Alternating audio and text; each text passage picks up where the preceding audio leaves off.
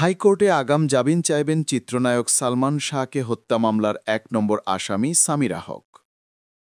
মঙ্গলবার ২৮ অক্টোবর তার বর্তমান স্বামী হাইকোর্টে আসেন জামিন শুনানির জন্য আইনজীবীর সঙ্গে কথা বলতে।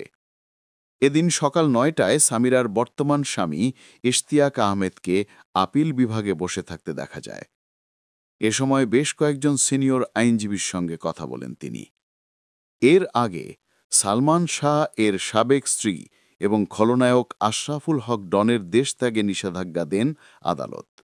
সোমবার ২৭ অক্টোবর মামলার তদন্তকারী কর্মকর্তার আবেদনের পরিপ্রেক্ষিতে ঢাকার মেট্রোপলিটন ম্যাজিস্ট্রেট সাইফুজ্জামান এ আদেশ দেন।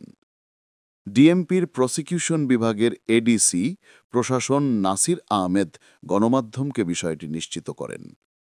এর আগে গত ২২ অক্টোবর মামলার তদন্তকারী কর্মকর্তা রমনা থানার পুলিশ পরিদর্শক আতিকুল আলম খন্দকার তাদের দেশত্যাগে নিষেধাজ্ঞা চেয়ে আবেদন করেন।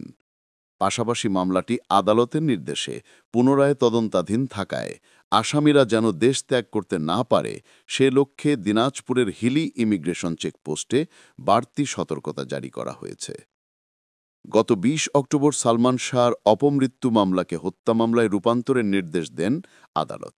মহানগর দায়রা জজ আদালতের দেয়া নির্দেশের ২৪ ঘণ্টা না পেরোতেই রমনা থানায় একটি হত্যা মামলা দায়ের করেন সালমান শাহর মামা আলমগীর কুমকুম। এরপরই নড়েচড়ে বসে পুলিশ। শুরু হয় তদন্ত। তদন্ত সংস্থার কর্মকর্তারা জানান, পুনঃতদন্তে নতুন তথ্য ও সাক্ষ্য প্রমাণের যাচাইয়ের কাজ চলছে। সালমান শাহ হত্যা মামলায় সর্বমোট ১১ জনকে আসামি হিসেবে উল্লেখ করা হয়েছে। হত্যা মামলার প্রধান আসামি নায়কের সাবেক স্ত্রী সামিরা হক।